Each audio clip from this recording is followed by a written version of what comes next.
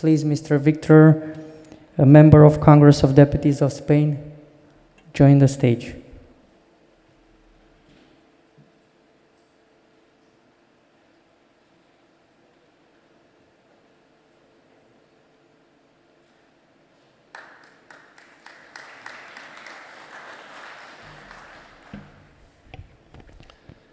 The debt toll and the heavy economic sanctions imposed on Russia, as well as the tens of billions of euros in military support poured into Ukraine, has put in peril Putin's international and domestic position. And the more complex the situation is for Putin, the more complex it will be for the West, and especially for Europe. There is a growing confidence in the Western Alliance about the course of the war in Ukraine.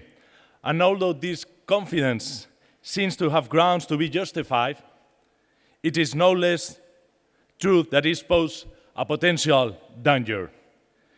Besides the increasing debt toll and devastation of Ukraine, the effects of the economic rupture with Moscow will begin to be felt much more acutely in Europe in the form of rising prices, energy shortage, lost jobs, and the social impact of trying to absorb as many as 12 million Ukrainian refugees, according to the United Nations.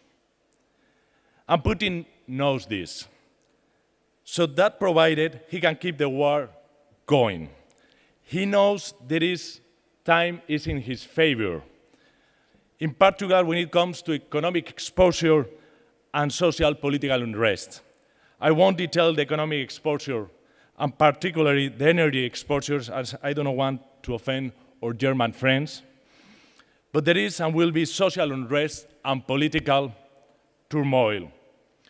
The public response in Europe and the US will likely be volatile and contradictory in some terms in the coming months. The current focus on Ukraine in media will probably fade away as the war loses its shocks volume. By October, the economic crisis could very likely dominate world politics, as well as social unrest that normally follows any economic crisis. As pressure mounts up, there might be a resurgence of Putin's understanders, as offers to dialogue with Russia while lowering the tone against Putin aggression. This has to be avoided. In Russia, social and political unrest is likely to be swiftly dealt by the tyrant. At the same time, Russia will make the most by meddling with our domestic affairs, as he has done in the past, following his divide and conquer motto. In most cases, Russia does not create divisions, but quickly latches on.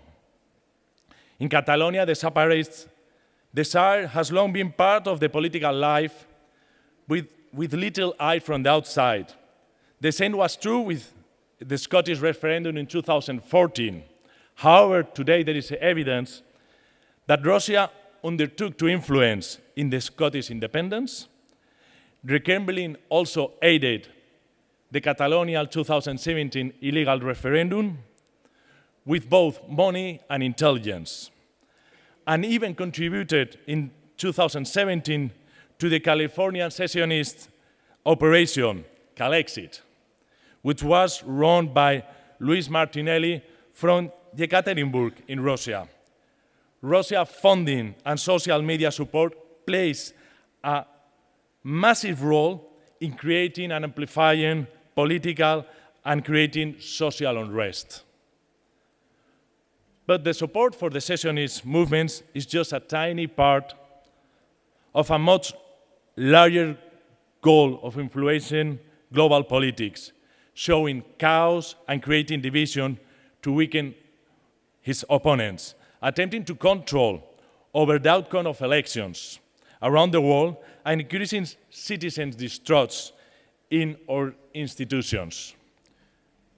I have participated in all the electoral process that took place in the last 18 months in America from the United States, and the last ones were in Colombia. And they're winning in the region.